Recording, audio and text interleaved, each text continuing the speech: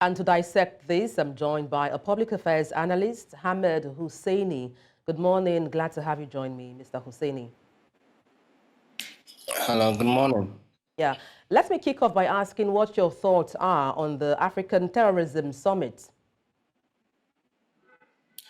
Yeah, I think it is long overdue because Africa has now become a hotbed of terrorism and potentially big power rivalry.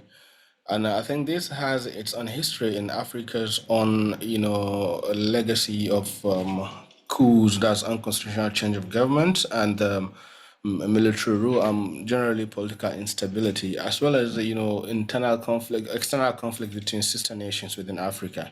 So this is very long overdue, but I doubt if we can be able to marshal the kind of alliance and provide the kind of mechanism that would actually facilitate the effective implementation of such kind of declarations. When you say you doubt if we can, muster alliance or corporations to help tackle terrorist activities, what do you mean by that, and why do you doubt? Yeah, so if you look at terrorism in Africa, you have to dissect it along, original lines. So if you look at terrorism in East Africa, it is basically the threat of Al-Shabaab in Kenya. But then there's actually a conflict between Kenya and Somalia. There's another conflict between Rwanda and Uganda. And then there is also Al-Shabaab presence in all these countries, Rwanda, in, Tanzania, and there's also Ethiopia and Eritrea, they also have conflict. And there's also the conflict between Egypt and Ethiopia over the Greater Renaissance Dam. So if you look at this, all these countries, you have at least like six different like country, conflicts and, competitions or rivalry that's occurring in East Africa. If you go down to North Africa, you see most of the hotbed of terrorism in North Africa is usually Libya. But you can also remember also there's also a conflict between Morocco and Algeria, especially over the Sahrawi Arab, Republic. There's also, the conflict in Egypt, about in the Sinai. So you can see that even within North Africa itself, it's also difficult to even marshal the kind of alliance that you need. And then if you move down to say South Africa, yeah, South Africa is actually practically largely immune from terrorism, except with the exception of Mozambique in Cabo Delgado. And then if we go down to West Africa, Nigeria, and the Boko Haram in the Chad Basin and ISWAP.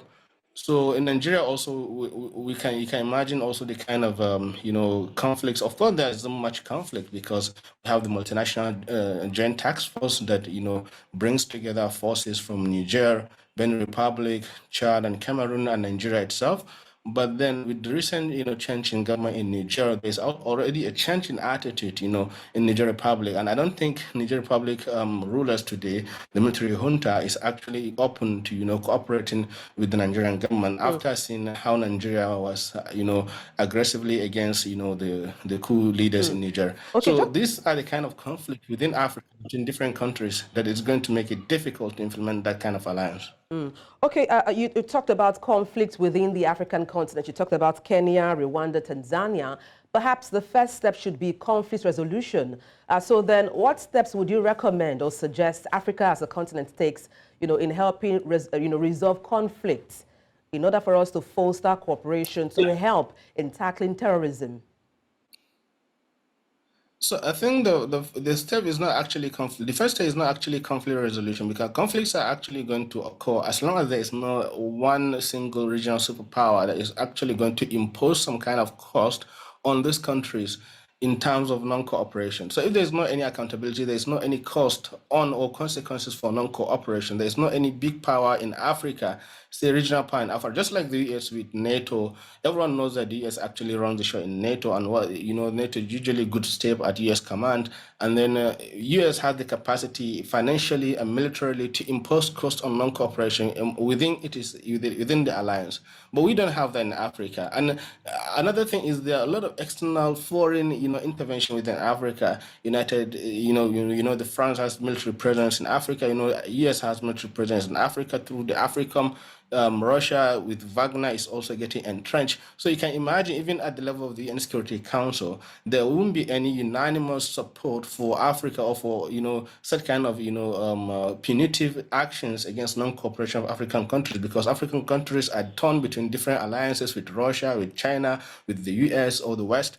And then it is actually difficult to impose this kind of measures to say, okay, if a country does not cooperate, there are some consequences financially or militarily. We cannot be able to actually implement that. So the first thing is actually, I think, that power vacuum within Africa. So you can see now America is withdrawing, France is withdrawing, Wagner is getting entrenched, and there are other smaller countries that are actually emerging, like UAE, like Iran, like Turkey, like Israel, that are actually getting military entry in Africa and having some form of, strategic, influence on on African countries. So this is all due to the power vacuum that we have in Africa. So I think for such kind of alliance to even succeed to some extent, then we need some kind of unanimity among the major power axes within Africa.